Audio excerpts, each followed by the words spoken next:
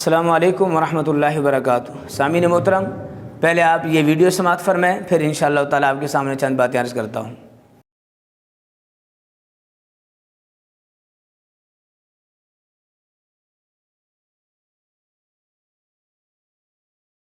India, Pakistan, بنگلہ دیش میں علماء نے، فرقوں کے بزرگوں نے دین کا وہ حلیہ بگاڑا ہے کہ انہوں نے شرک کی کوئی قسم نہیں جانے دی ہے، ہر جگہ شرک داخل کیا ہے۔ میں کم از کم 5 گھنٹے کا لیکچر دے سکتا ہوں تفسیر ابن کثیر کی خرابیوں کے اوپر، اور کئی شرکی عقائد اس کے اندر موجود ہیں۔ تو میں نے تو اپنی کئی ایک ویڈیوز میں یہ بات میں نے ہی بتائی ہے کہ اس وقت جو یہودی ہیں وہ موحد ہیں، ان میں شرک کوئی نہیں ہے۔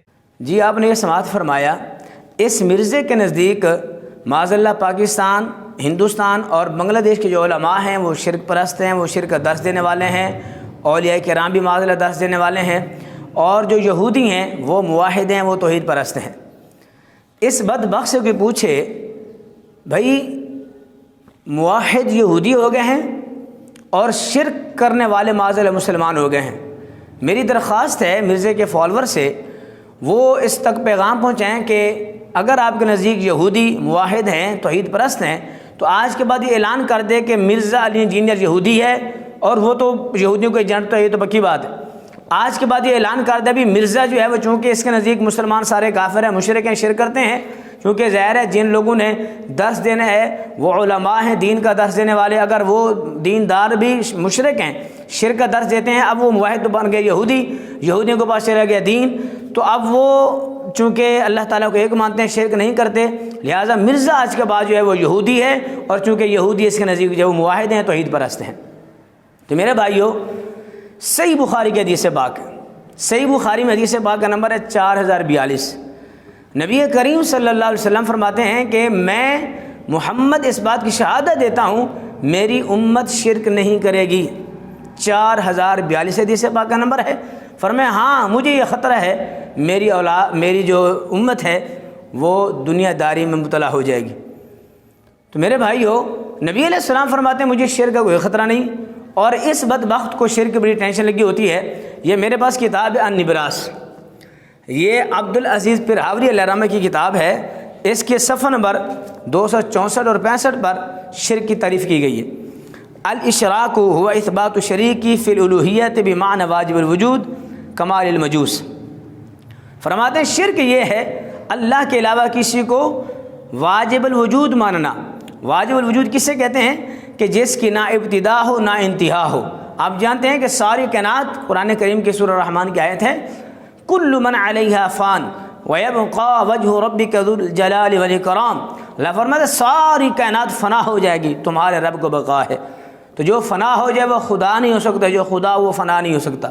یہ شان صرف پروردگار عالم کی ہے، یہ اللہ تعالیٰ کی شان ہے، اس کے علاوہ کسی کو یہ شان اللہ نے عطا نہیں فرمائی کہ جس کو فنا نہ ہو۔ اب یہ مقام صرف اللہ کو حاصل ہے۔ اب اگر کوئی شخص کسی بزرگ کے بارے میں، ولی کے بارے میں، کسی بھی شخص کے بارے میں یہ عقیدہ رکھتا ہے کہ فلاں بندہ واجب الوجود ہے، پھر بندہ مشرک ہوگا۔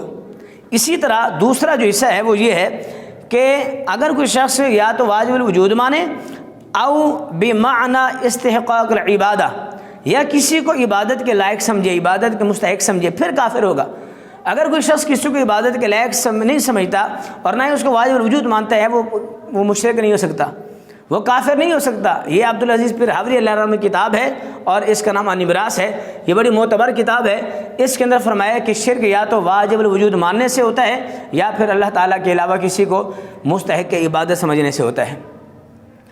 اب اس مرزے کے بارے میں یہ جو مرزا بکواس کرتا ہے کہ جناب میرے نزدیک یہودی موحد پرست ہیں، یہودی موحد ہیں، توحید پرست ہیں، آج میں اعلان کر رہا ہوں کہ اس کو چاہیے یہ اعلان کرے کہ بھی میں یہودی ہوں، چونکہ یہودی جو ہیں وہ مسلمان ہیں، اور معاذ جو دیندار طبقہ ہے وہ کافر ہے، وہ مشرک ہے۔ ظاہر ہے جو شرک کرتا ہے، شرک تو ایسا گناہ ہے، 5ویں سپارے کی آیت ہے، ان اللہ لا یغفر ان یشرک بہ ویغفر ما دون ذلک لمن یشاء۔ اللہ فرماتا ہے کہ بے شک اللہ تبارک و تعالی نہیں بخشے گا کسی بھی شخص کو ہاں فرمایا کہ سارے گناہوں کو بخش دے گا سوائے شرک کے. فرمایا شرک کرنے والے بندے کو, مشرک کو میں نہیں بخشوں گا, باقی سارے گناہ معاف فرما دوں گا. یعنی جو شرک کا گناہ یہ معاف ہونے والا نہیں ہے, یہ معافی کے قابل نہیں. اب کیونکہ اس کے نزدیک دینی طبقہ, دینی علماء, جو دیندار اولیاء ہیں, جو دیندار طبقہ ہے, وہ معاذاللہ مشرک ہیں, شرک کرتے ہیں. اور اس کے نزدیک چونکہ یہودی جو ہیں وہ موحد ہیں, توحید پرست ہیں, لہٰذا اس کے نزدیک جو ہے وہ راہ حق پر ہیں. تو آج کے بعد مرزا اعلان کرے گا کہ جی میں یہودی ہوں, چونکہ یہودی جو ہیں وہ موحد ہیں. جبکہ قرآن کریم کی 25 آیات ایسی ہیں جو یہودیوں کے خلاف اللہ نے اتاری ہیں. صراط الذین انعمت علیہم غیر المغضوب علیہم ولا الضالین, اس آیت کریمہ کے اندر اللہ کریم فرماتے ہیں تم ان لوگوں کے راستے پر چلنے کی دعائیں مانگو جن پر اللہ کا انعام ہے. اور وہ لوگ کون ہیں؟ وَمَن يُطِعِ اللَّهَ وَالرَّسُولَ فَأُولَٰئِكَ مَعَ الَّذِينَ أَنْعَمَ اللَّهُ عَلَيْهِم مِّنَ النَّبِيِّينَ وَالصِّدِّيقِينَ وَالشُّهَدَاءِ وَالصَّالِحِينَ. یہ وہ لوگ ہیں, انبیاء کا راستہ ہے, اسی طرح صدیقین کا راستہ ہے, شہداء کا راستہ ہے, اور اولیاء کاملین کا راستہ ہے. اب قرآن کریم کی 6 سپارے کی آیت ہے اور سورۃ المائدہ ہے. سورۃ المائدہ کی آیت نمبر 51 ہے. اس میں اللہ فرماتا ہے یا ایھا الذین آمنوا لا تتخذوا اليهود والنصارى اولیاء بعضهم اولیاء بعض. فرمایا ایمان والو یہود و نصارہ کو دوست مت بناؤ, یہ تو آپس کے دوست ہیں. ومن يتولهم منکم, جو شخص ان کی طرف پھر گیا فإنه منهم, وہ انہی میں سے شمار کیا جائے گا. ان اللہ لا يهدي القوم الظالمین, بے شک اللہ تعالیٰ ظالم قوم کو ہدایت نہیں فرماتا.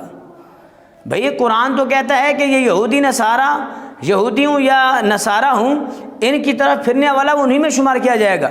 اور پھر ایک اور آیت سماعت فرما لیجئے, اللہ فرماتا ہے وقالت اليہود ید اللہ مغلولہ, یہودی کہتے ہیں معاذ اللہ کے ہاتھ بندھے ہوئے ہیں. اللہ فرماتا ہے نہیں غلت ایدیہم ولعنوا بما قالوا, اللہ فرماتے ہیں بلکہ اللہ تعالیٰ کے ہاتھ, ان کے ہاتھ باندھے جائیں ان کے اس کہنے پر لعنت ہے. اللہ تو فرماتا ہے یہودی لعنتی ہیں, وَلُعِنُوا بِمَا قَالُوا قرآن کے الفاظ ہیں. اللہ کی بارگاہ میں یہودی لعنتی ہیں, اور چونکہ مرزا بھی یہودیوں کا فالور ہے, یہودیوں کو ماننے والا ہے, یہ بھی قرآن کی روح سے لعنتی ٹھہرا. تو قرآن نے کہا بل یداہ مبسوطتان, فرمایا کہ بلکہ اللہ تعالیٰ کے تو ہاتھ کھلے ہوئے ہیں, ہاتھ کشادہ ہیں.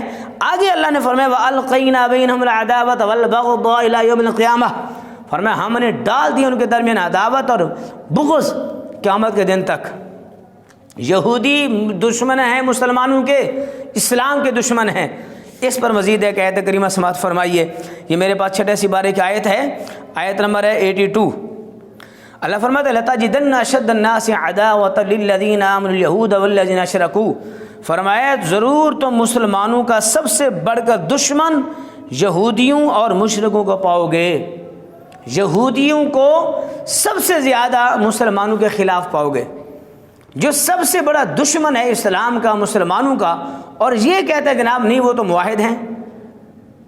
تو وہ کہتے ہیں کہ جس کا کھانا اسی کا گانا, اسی کے گیت گاتے ہیں وہ لوگ کہ جو جس کا کھاتے ہیں زہر ہے, جس سے اس کو فنڈنگ ہوتی ہے, یہ جس کے دانے پہ پلتا ہے انہیں کس نے گیت گانے ہیں.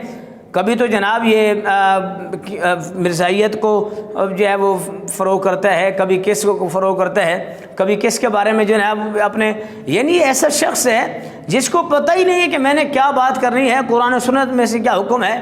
یقین فرمائیں میرے پاس درجنوں اس کی ویڈیوز موجود ہیں کہ جس میں پہلے کچھ بکواس کرتا ہے, بعد میں کچھ بکواس کرتا ہے. وہ بھی انشاءاللہ ہم ایسا جو ہے اس کا جو ہے وہ تعاقب کریں گے. تو میرے بھائیوں آپ سے گزارش ہے آپ تھوڑا عقل سے کام لیجئے. ایک شخص کہتا ہے یہودی وہ موحد ہیں, اور مسلمانوں کے بارے میں کہتا ہے وہ معاذ اللہ موحد نہیں ہیں, وہ شرک پرست ہیں, وہ شرک کرتے ہیں, وہ خود بھی شرک پہ رہے, دوسروں کو بھی شرک کی دعوت دیتے رہے. میرے بھائیو اب فیصلہ آپ کے ہاتھ میں ہے. کیا ایسے شخص کو سننا چاہیے جس شخص کو پتہ نہیں, پہلے سے پوچھیں شرک کسے کہتے ہیں, شرک کی تعریف کیا ہے, اس کو پتہ نہیں ہوگا. بس جو ہے وہ اگر شرک معاذ اللہ ایک تھوڑی سی جو ہے وہ لفظ کے لحاظ سے اگر مشابہت شرک ہے, تو پھر میں 2-3 آیتیں آپ کے سامنے رکھتا ہوں. قرآن کریم کی آیت ہے اِنَّا خَلَقْنَا الْإِنسَانَ مِن نُطْفَةٍ أَمْشَاجٍ نَبْتَلِيهِ فَجَعَلْنَاهُ سَمِيعًا بَصِيرًا. یہ سورۃ الدہر کی آیت ہے اور 29واں سپارہ ہے. اس میں اللہ فرماتا ہے کہ ہم نے انسان کو سمیع اور بصیر بنایا. اب یہی آیت, یہی جو لفظ ہے سمیع اور بصیر کا اللہ کریم نے 15 سپارے میں بیان فرمایا ہے. فرمایا کہ انہ هو السمیع البصیر، بے شک اللہ تعالیٰ سمیع بھی ہے بصیر بھی ہے. اب اللہ بھی سمیع اور بصیر ہے، انسان بھی سمیع اور بصیر ہے. ڈیفرنس کیا ہوگا؟ جو اللہ کریم سمیع اور بصیر ہے وہ سمیع بصیر ہونے میں، سننے دیکھنے میں کسی کا محتاج نہیں. اگر ہم سنتے ہیں دیکھتے ہیں تو ہم سننے اور دیکھنے میں اللہ کے محتاج ہیں. یہ ڈیفرنس ہے.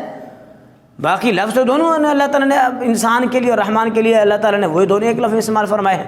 ادھر بھی سمیع بصیر، انسان کے لیے بھی سمیع بصیر ہے. یہ شرک نہیں ہوگا.